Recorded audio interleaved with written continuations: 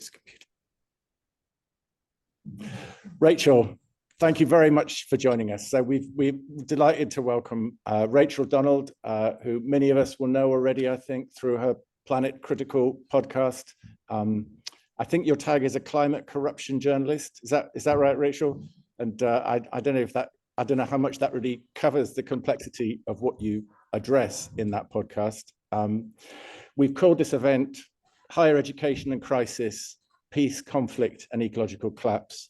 And Phil, Lilac and Connie have already brought into the room what's happening with the Palestine Solidarity encampment on campus and other attempts that have gone on over the last 2 years to begin to confront the systemic complicity within our universities. And I thought I brought a few questions, and as you know, I've said, feel free to deflect those questions and go where you want to. But I know that you're doing a lot of work around and a lot of thinking around violence at the moment. And I think the basic frame for the questions I want to ask is to address a tension between complexity and complicity. And I think particularly working in a university where we often hear about the university as a business. It, for instance, prosecuted one of our graduates recently for taking action on campus and sought to elevate the criminal charge. And as an academic community, which is quite a different entity and is one in which we have an obligation to complexity. We have an obligation to critical thinking. But there's perhaps a danger in that movement into complexity somehow serving to obfuscate more direct approaches to actually addressing complicity. So that's what's on my mind in coming with the questions anyway. And the questions are not that complicated, I hope. I wanted to begin our conversation with a really brilliant question for me, one that lands a bit deeper each time you ask it, that you open each of your own interviews with, which is, why is the world in crisis? Well, first of all, thank you very much for having me. I'm really delighted to be here with you all, and my solidarity to all of the students in the camps, not only in the United Kingdom, but all around the world. Your voices are absolutely critical. I wrote a sentence as to why the world's in crisis, because I knew you were going to come at me with that, and rightly so. And I wrote, the centralization of power demands a violent transformation of the material world into sovereign wealth and culture, and the perpetuation of that power demands a continuation of that transformation. So mankind, and I use that term very deliberately, mankind civilization is built on top of the natural world.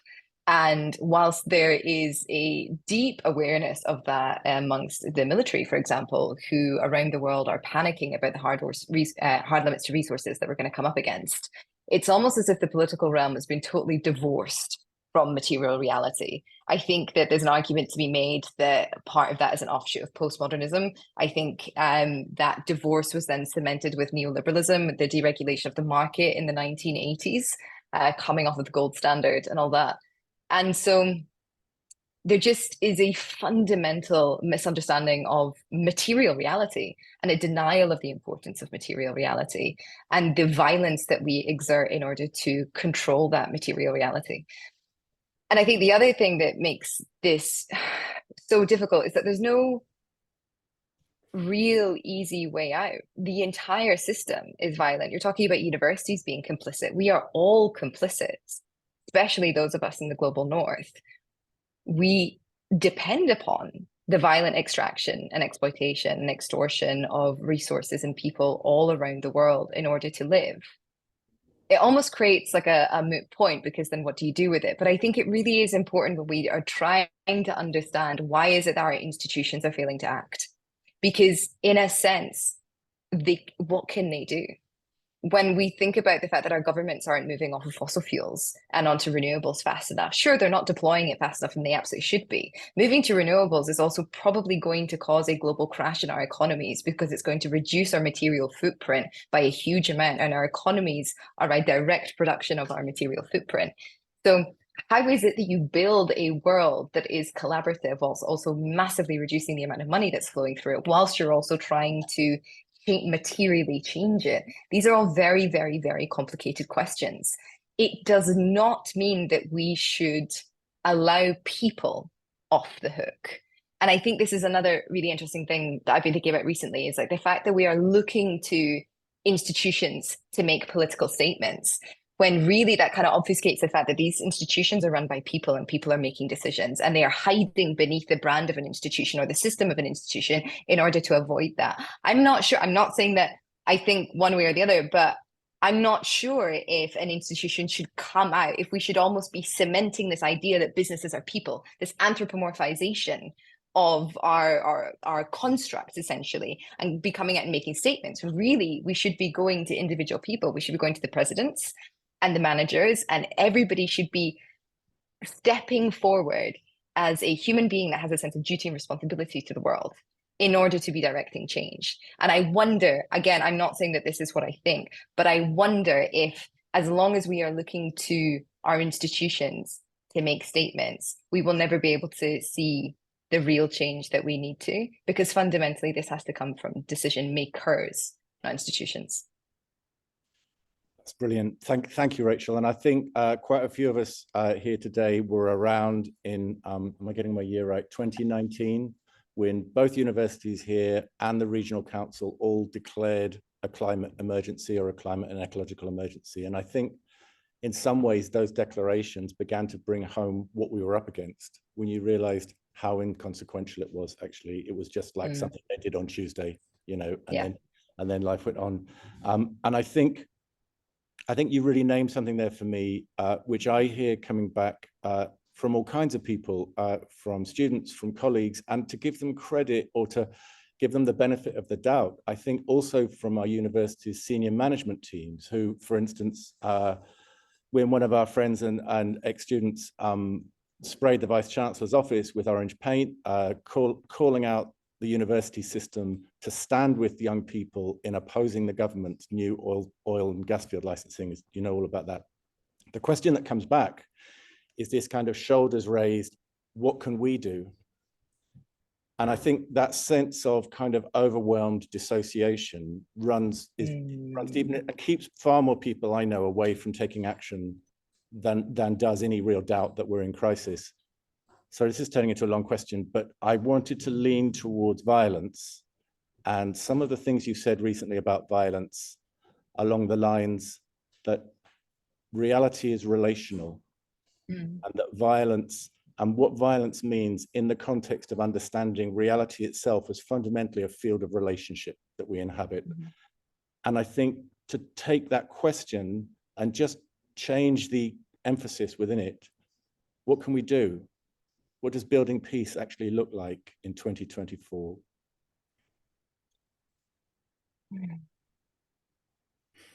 It has to be a decentralization of everything. Absolutely everything. I was writing this morning around the violence of nation state building, and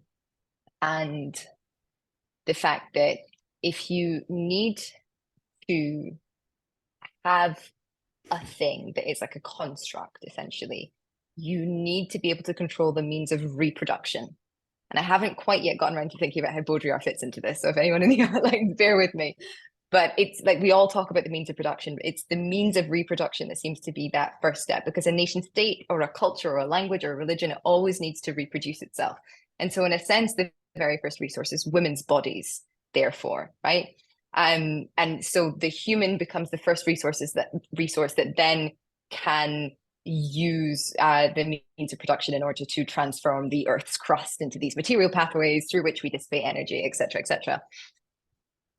The bigger that thing is, whether it is a religion or a cultural national identity, a nation state, an institution, a company, the more it is going to need to control first its means of reproduction. And that explains a huge amount of complicity between the industry and the media industry everywhere, media industry and politics everywhere. And then also the means of production. So it's a maw into which the world is dragged, essentially. So I don't think that there is a way to have a sustainable world that is so centralized. And I think that the deconstruction of that centralization will also produce a huge amount of diversity and more interconnection and more relationality, because the world has become made into these huge blocks where, you know, it's 6 corporations that essentially own all of the food brands in the United States, or even are our countries around the, what is there's like 180 something countries around the world of 8 billion people. That's mind blowing. There should be many, many, many more, surely, and many more languages. Languages are going extinct at a rate of about 2 per week at the moment. It's just this mass homogenizing force in the name of reproduction, of the biggest thing, the thing that comes out on top. So when I think about what people can do, I think it's about really coming back again to a sense of material reality. So if, to me, what I write is violence is the severing of relationships. It's this breaking apart of reality. Then the way that we combat that is building new relationships, and that has to be material as well. So I think the main thing that people can do is connect with their communities and their lands as a very beginning with it. I interviewed Jay Griffiths recently, and I asked her that question. She said, if I could get everything to do one thing, it would be to stay exactly where they are and have a good impact on their part of the world. Because I really think that that is the only way in which you begin to build a movement that isn't in danger of reproducing the same problems, of trying to gain power in order to fight the good fight. Because no matter what power you're trying to gain, even your intention, if your intentions are good, it is going to demand a material transformation of the world. And I think that that is where we come up against very, very difficult questions on, I'm going to say on the left. It's not exactly what I mean, but it's, the people that are fighting against all of the atrocities in the world. We can organize intellectually, we can organize our thoughts, we can get out on the streets.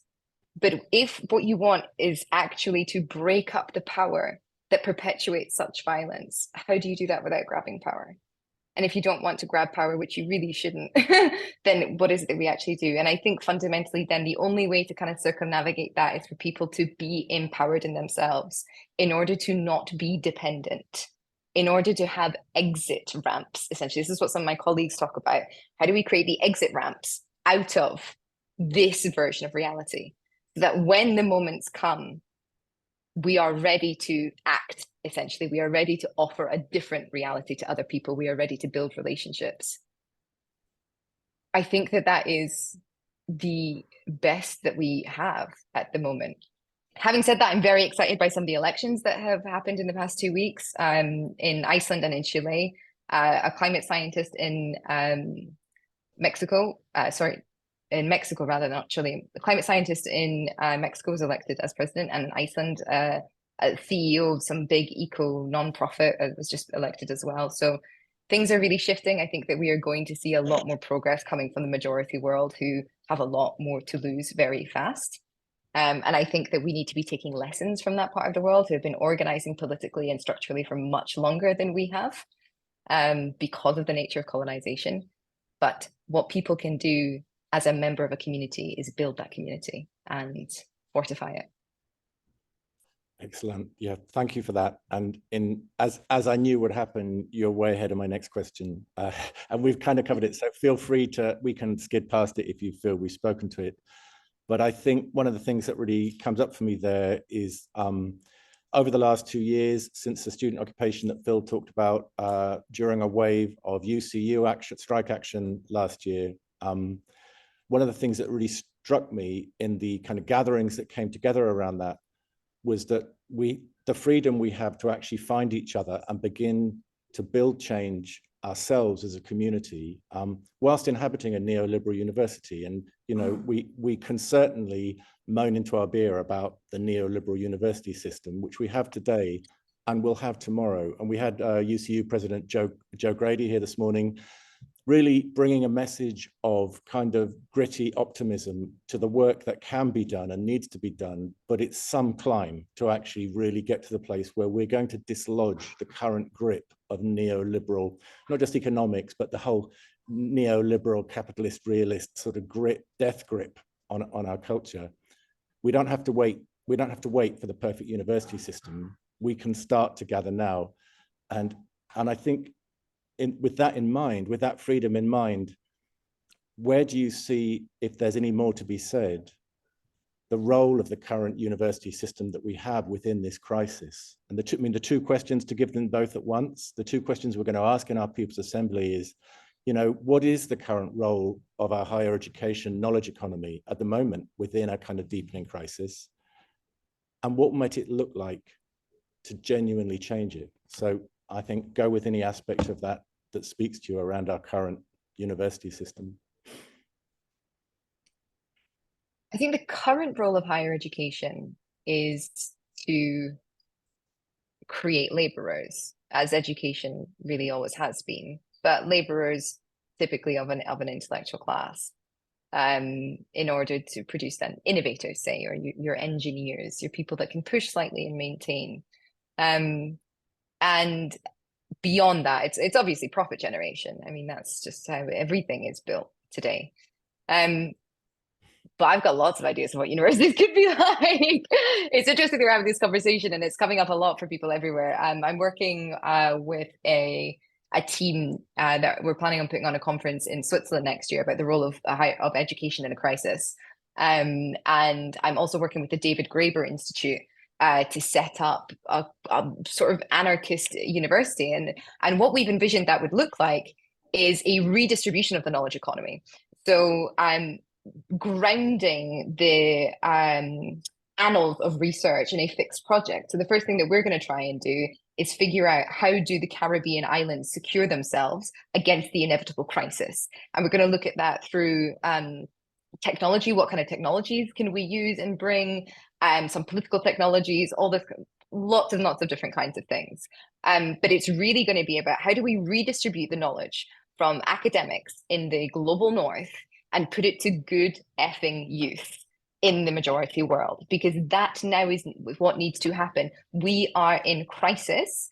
We are going to be in crisis. There is no getting away from this now. There is no 1.5. We all know we're heading towards 2. We know what the impacts of that are going to be like. We also know for the past year, temperatures everywhere, and for most things generally with regards to this eco-crisis, have been off the charts. So it's likely the impacts are going to be worse than what was previously modeled by the IPCC. So what needs to happen is universities need to take responsibility for their role in knowledge generation and be grounding it. Again, it's all about the material for me, grounding it in place and in people, to make sure that people have the knowledge, the tools, the skills, and the relationships to survive what comes through. And also through that survival, begin to empower themselves, begin to have the option to take themselves off of the global market, essentially, off of dependence on aid, off of trade and all of these things. So that to me is the main thing. In one of kind of our brainstorming ideas, we were also talking about the atomization of research, and how so in one of my past lives, I very briefly edited a publishing house and all of the works that came through it, and it was publishing PhD theses in philosophy. Loads of nonsense. It was just all nonsense, all just nonsense words, nonsense sentence, and all this kind of stuff, because we still exist in a university economy, essentially, where to get a PhD, you have to produce original knowledge, even though there's not really much original knowledge left. Can we all just be clear, essentially, about that the low-hanging fruit of knowledge generation, sort of around the Industrial Revolution, has gone now. And we are forcing students to participate in this kind of performative research in order to have a little thing that they can put to their name. It's outrageous. We should be producing PhD students that are working collaboratively in groups to produce collaborative research about a real problem that may already have the solution, but perhaps the solution could be better, or perhaps we could look at it a different way.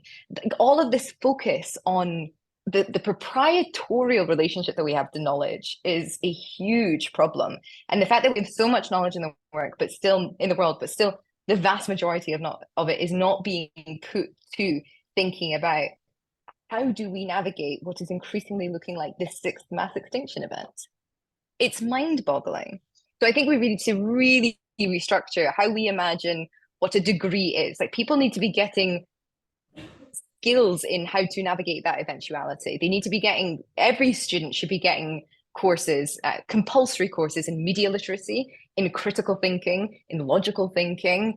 They should be getting courses in, hey, if you live in the United Kingdom, here's what your fruits and your soils and your trees and all this kind of stuff look like. This is the stuff that we need. Here's how to have a debate. Here's how to actually engage in a discussion that is fruitful. We need all of these things. And all of that social technology is at our fingertips. So I think universities could become a very exciting environment again, where they lead when was the last time a university led? Unless it was being led by the leash by an industry that's given it a couple of million in a grant in order to develop something. Universities used to be, I mean, hugely problematic and racist and sexist and hierarchical and doing awful things, but they still used to be the vanguard of thought. That's not the case anymore. But we could turn it around like that, and it wouldn't actually demand any extra money. It would probably take less money. This isn't a question now of money. It's a question of a crisis of imagination. And I think that we can look to the very recent history of the last century as to what universities were producing and simply put that through a frame of responsibility rather than right. So rather than the right to produce knowledge and the right to think about what I want and the right to be a cushy little academic with a, you know, pencil behind my ear and thinking about intellectual topics just for the fun of it, what responsibility do we have to one another? And then could you imagine as well how that would change the fabric of society? If students begin to trust their educators and educators begin to collaborate with their students and understand that the knowledge economy is being generated all of the time, even out with the halls of power, I think it would fundamentally shift how we approach this crisis. Outstanding. Thank you, Rachel. I've got about 6 ways I could go with that, but I'm just wondering, we've got 10 minutes left, and I'm thinking particularly of Phil, Conley and Lilac. If there's any question that you're sitting on that you'd like to bring to Rachel, I've got another question in me that I'd love to ask, but I could round up with that one. And do any of you or anyone else want to come in at this point? Rather, I'm happy to hog the mic, but it's your chance if you wanna interject here at this point before we wrap for a question with Rachel. Neil. Yeah, I would like to ask So if there was I'll repeat the question. Said about the decentralizing and what it actually looks like. Also, how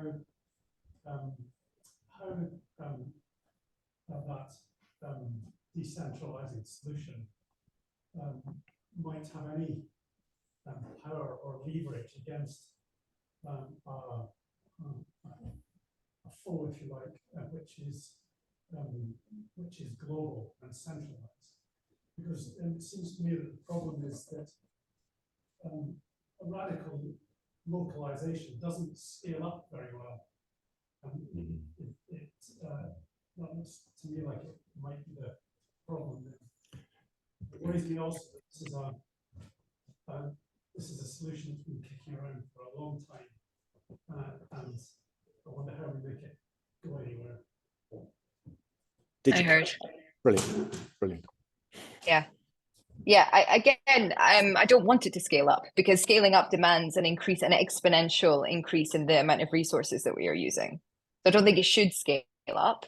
I think that if you decentralize power, essentially what you're asking is to create nets in which people can exist, in which a centralized force has less impact on them, essentially. So the enclosure of the commons is a really, really, really good example of this in the United Kingdom, whereby like that was the thing that essentially forced the rest of the population into the market. People that before had the capacity to survive together and off of the land. So I think that is essentially what, like, I've been thinking about this for a very, very long time. I'm not saying that I'm correct as well. I just cannot see a way forward in which the centralization of an opposing power is actually the way forward. I mean, that's just what's been happening for forever. And I think that we have a lot of examples in very recent history that the centralization of power, it doesn't matter what side of the spectrum it is, and doesn't matter what its intentions are, but it's always violent. It is always violent. And so I don't want it to scale, but I think a thing that could scale would be like workers' ownership of industry, for example. You know, industry doesn't have to become totally localized. Industry could remain a thing that is like interconnected globally, but as long as the means of production are in the hands of the workers, for example, then you're creating a system whereby what is best for the most people is what then happens, rather than what is best for the shareholders, who will always belong to a certain class. Yeah, briefly, that's my response. Excellent. Thanks, Neil. Thanks, Rachel. And I'm gonna wrap with one more then, if our previous speakers are all good. One of the phrases, you use several phrases there that I'm going to take away from today, a crisis of the imagination for sure. Also, the exhaustion of the contribution to new knowledge as a frame, particularly in this context, and a phrase that's really stuck with me from Dougald Hines' book, At Work in the Ruins, which I think is a great read in this area.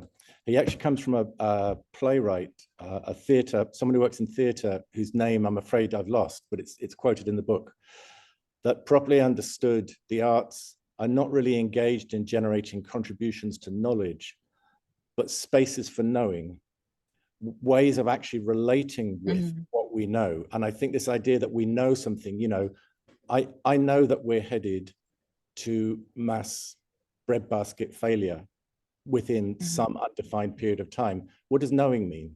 You know, the shops are full. I carry it skin deep. You know, I go about my life like it wasn't real. I know it is real.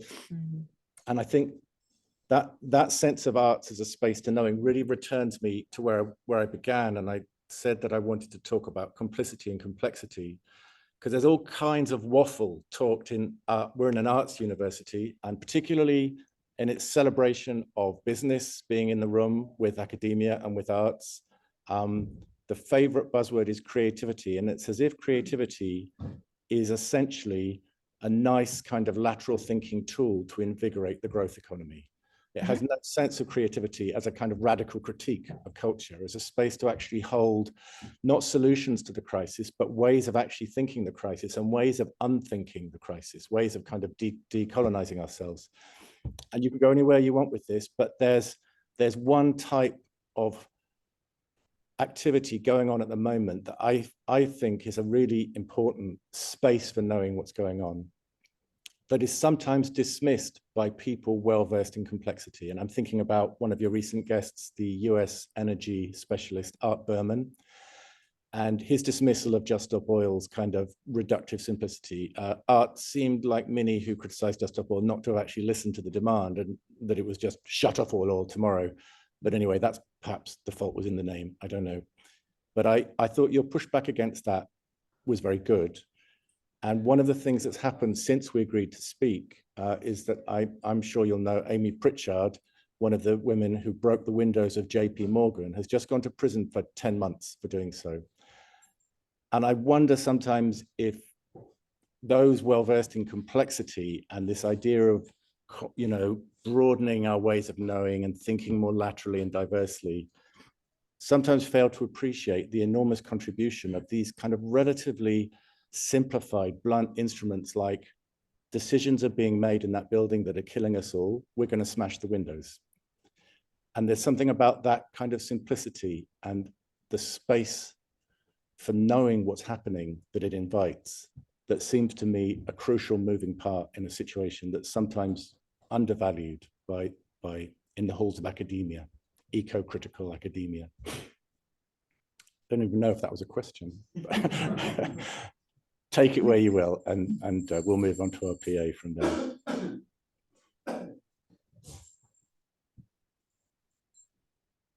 Part of the problem with complexity, I think, is that if you stand far back away, everything becomes a sphere and there is no center point and the surface is equal. And you can't see all of it at the same time looking directly at it. You have to use your own knowledge, imagination to fill in that other side. And I think that's beautiful.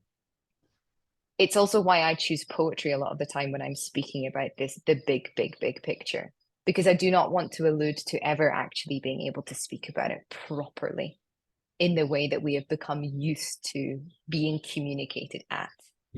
I don't want to criticize the people who engage in momentous acts of critical thinking for having a blind spot, because they're just looking at one part of the sphere at any time. And I think what was important about that conversation with Art, I was really glad that he said it, because then I got to push back and he went, yeah, right. You know, and that to me was what was important in that whole conversation. And maybe this is what I want to leave us with regards as well to violence and relationality and reality and the body politic and the knowledge of the body and the body holding that which we cannot know, or that which we cannot put words to, but things that we do know in some kind of ancient sense. The relationships that we build with one another are the things that will see us through. And we have to be building them everywhere. And we have to have a sense of empathy for the people making the wrong decisions. They can still be wrong, and you can still tell them they're wrong. It is increasingly becoming part of my job to get up on stage with people that I really disagree with, listen to them, calmly explain to them that they're wrong, and not be shouted out the door, because I don't blame anybody for the mess that we are in, because everyone is only in the position that they are in because they are willing to perform the function of that position. And so, for example, if Elon Musk were to wake up tomorrow and decide to be a good bloke, he would no longer be Elon Musk. He would no longer have the power that he has today, backed by an entire machine, essentially, that wants to keep going. And so when we think about complicity, it is not as simple, I think, as suddenly changing course. That change of course takes energy, and then maintaining that change of course will take an increasingly exponential amount of energy as you are met with an equal and opposing force. It is why the actions of those activists who break windows are so important, because they shatter the reality that it's impossible to go against the grain, literally, by breaking windows. And I'm so grateful to them for their willingness to put their bodies on the line. It is also disgusting that we live in a world where our last form of defense is the body, really. Despite all the language and the culture we have, there is no room to actually talk anymore, because even language has totally lost meaning. What does language mean in a world that is so violent and we cannot even speak of it? These are the points of complexity and complicity I think about a lot. It is possible to understand that things are wrong. I think it is important, perhaps increasingly in my work, I think it is important to move away from moral judgments about those things being bad. People are doing what they think is best, and what they think is best can be totally abhorrent, utterly outrageous. But if they are backed by enough people who agree with them, and if they have the power to act, it is likely that they will continue to act. It does not mean that you have empathy for their decision, but I think that we have got to move past the binaries of good and bad and move into an understanding that because the world is so complex with regards to our energy system, I am not talking here about genocide, but with regards to our energy system, with regards to our material transformation of the world, regards to our universities, to these really complex political, cultural, technological institutions and infrastructures, there is no correct way anymore. There is no way that we get out of this and everybody gets to win. There is going to be damage. Either it's going to be the damage of islands continuing to disappear in the Pacific Ocean, or it's going to be the damage of people starving to death, either through breadbasket failure, or imagine if, for whatever reason, our fossil fuel economy did shut down tomorrow. People would starve without fertilizer. These are the complexities that we have to hold. And it is in holding this complexity that you have an empathy that takes you to a table and says, I might think that what you are doing is wrong, but we have to figure out where we are going to go. And that is why I think we need to decentralize power, because it is up to everybody to be involved in that decision-making process. It is up to everybody to feel that in their body, so that when we take that decision, it is not offset. And it does not mean that somebody gets to say the word and somebody else gets to enact it. And that's how we go through the same thing over and over and over again in history, in which abhorrent things are done in somebody's name that's not pulling the trigger.